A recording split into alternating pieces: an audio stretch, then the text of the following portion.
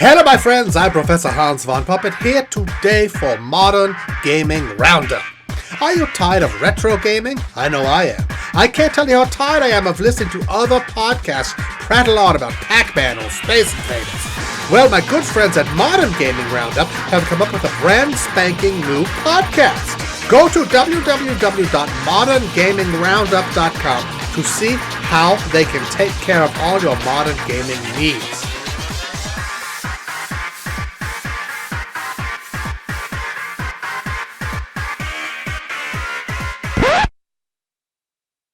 Well folks, with it being the busy summer period, it's just me for a quick chat about a game, and this month it's 2 Point Hospital. When it was announced by Sega, and I submitted it to Live News, I was pretty excited that we were finally going to see another full release in the mould of Bullfrog's Theme Hospital. I get the feeling that Theme Hospital was not one of Bullfrog's well-known games in America, but in the UK it manages to be quite beloved and is one of those games that a lot of people's wives and girlfriends did and still do like. Perhaps it was the very British-centric pun-filled humour that prevented it from reaching a wider fanbase, or perhaps it was down to releasing in 1997, originally on the PC only. By this time the Amiga, where you would expect a game like this to be found, was becoming no longer viable in the wake of 32-bit consoles. The following year a port was released for the PlayStation, but many people will agree with me that it was vastly inferior to the original PC version. Since then, there have been a number of fan projects to either work as an open source clone, similar to FreeCiv and Lin City, or as a fan-made follow-up. I have a friend that contributed to one of these on and off, but he was unable to join me and talk about it in an official capacity. Perhaps at a later date we can get him to commit to an interview. In 2018, Sega announced that they had made a publishing deal with 2 Point Studios to bring us 2 Point Hospital. 2 Point Studios were unknown to me at that stage, but I have since learnt that it was started by two former members of Bullfrog/Lionhead who had worked on Black and White, Fable and the aforementioned Theme Hospital, so the pedigree seemed to be in place. Without further ado, let's talk about the game. Recently console ports have been announced for the PS4, Xbox and Switch, but I played it on its original launch on the PC.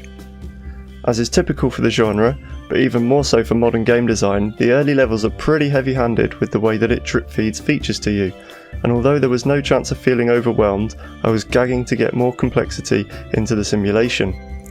Some players may find that it isn't too bad, as once you've hit one of 3-star achievements, the next level will unlock, and opting to progress then will grant access to more features. Unfortunately for me, I have a compulsive behaviour that meant I wouldn't allow myself to leave the level until I'd achieved the 3 stars. To a degree in these early stages, you can brute force the issue by taking out loans and throwing money at the problem, but this just feels like a little bit of a cheap tactic.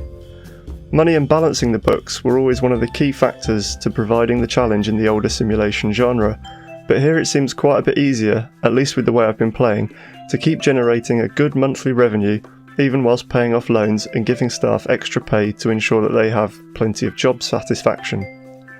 2 Point Hospital then chooses to create its challenge instead by setting challenge goals for the player to hit, and it groups these into sets which award stars upon completion, each level having a maximum of 3 stars to earn. Collecting these stars enables further hospitals on the world map to become available. Now if this is starting to sound a bit like a mobile game, that's not the only area where this comparison can be made. As mentioned earlier, the limiter on progression and success is no longer based on profit and loss, but instead it has more of a time-gating, energy management feel, and throwing loan money at the hospital on staff and treatment rooms can alleviate this, but there were still periods where I would basically have to leave the simulation running on the side to wait for things to play out. Whilst a bit of a downer, this does lend itself well to being a good second screen game, and quite a lot of the time when I was working from home I'd have half an eye on my hospitals, and it certainly suits that style of play for me. In terms of tangibles, the interface is very clear and intuitive, and the 3D graphics are bright and charming. There is plenty of humour in the animations.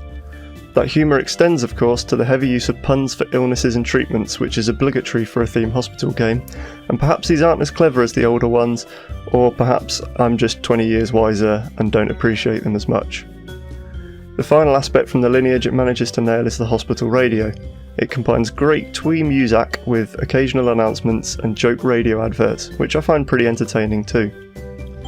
For me, it reminds me a little of another Sega title, Motorsport Manager, which had a solid first entry with a couple of shortfalls but was a fun game to do a few seasons through, and ended up being commercially successful enough to allow them to create a sequel which allowed them to spend more time building on the formula, correcting some of the shortfalls, and so with any luck this won't be the last we see in this Hospital series, and hopefully it will improve with time.